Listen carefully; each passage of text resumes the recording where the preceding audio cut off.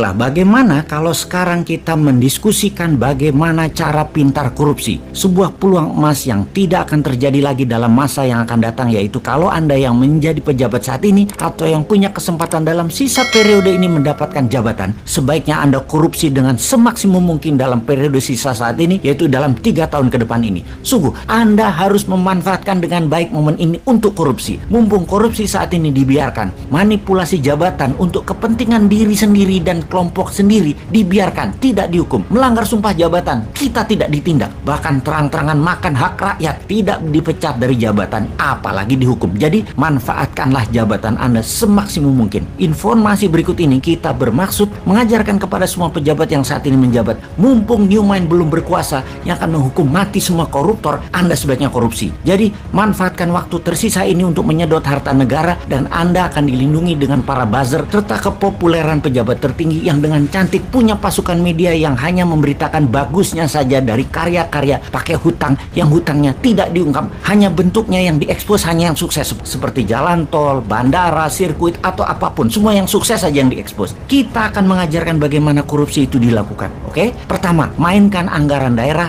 anggaran pusat, anggaran departemen, dan anggaran BUMN. Pastikan Anda punya teman atau sahabat yang Anda percaya untuk dimenangkan tendernya, diatur pagunya, dibuatkan spek produk sesuai dengan bohir Anda. Teman Anda tadi pastikan punya mitra yang memang pengalaman untuk bisa menyelesaikan proyek tersebut sebagai subkontraktor atau sub-supplier Anda. Teman Anda yang dimenangkan tendernya dan mendapatkan proyek tadi tinggal disubkan, nggak kerja, dapat cuan. Pastikan semua proyek dan anggaran di tangan Anda jatuh ke perusahaan kroninya Anda. Cara kedua adalah ciptakan proyek angin ribut dalam tanda petik. Proyek terlihat keren dan yang membuat masyarakat akan melihat Anda seperti orang sukses. Kemudian buat teman Anda yang dapat proyeknya tersebut. Proyek angin ribut ini kalau di daerah kerjasama dengan DPRD, pastikan semua politikus dapat permen jatah premannya. Kalau di pusat, pastikan sobat politikus Senayan dapat juga, yaitu untuk meloloskan anggaran atau membuat peraturan yang menguntungkan Anda para pejabat. Kemudian buat proyek yang ada asingnya dengan membodohi pemimpin tertinggi, seakan kalau ada uang asing negara kita itu dianggap makmur, dengan cara membuat lembaga rating internasional kita bayar agar negara kita mendapat hutangan, agar dapat kepercayaan asing, agar proyek asing masuk, dipermudah dengan peraturan, misalnya Omnibus Law, buat aja semacam itu. Lalu karena proyeknya cross border atau antar negara, maka komisi Anda sebagai pejabat diletakkan di luar negeri, karena di luar negeri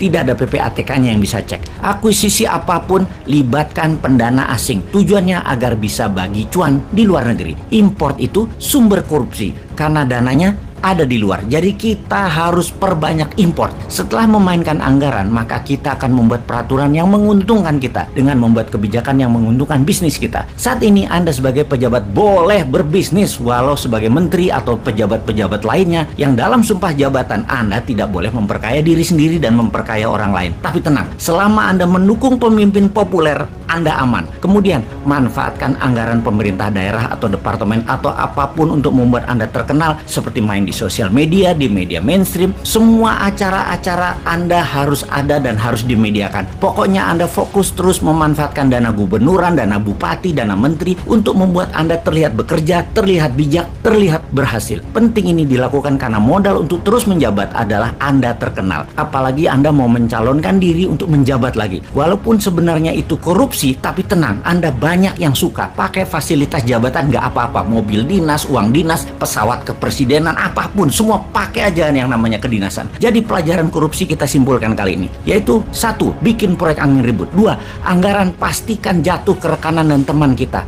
3. Ubah peraturan dan kebijakan pemerintah pusat, pemerintah daerah, departemen yang menguntungkan teman-teman kita. 4. Perbanyak proyek antar negara agar komisi berada di luar. 5. Buat proyek multi-year sampai di atas 10 tahun agar yang menanggung bukan Anda lagi ketika Anda tidak menjabat, dan komisinya kan dapat di muka. Misalnya beli pesawat terbang 100 unit selama 10 tahun. Nah, komisinya kan di depan dan anggaran nyicil 10 tahun termasuk penyerahan pesawatnya nanti. Biarkan pejabat kemudian yang pusing dan rakyat yang pusing. Terakhir adalah gunakan fasilitas dan anggaran jabatan untuk membuat Anda terkenal di media. Oke, kita jelaskan nanti yang lebih rumit lagi, namun dapat dipastikan rakyat tidak akan tahu.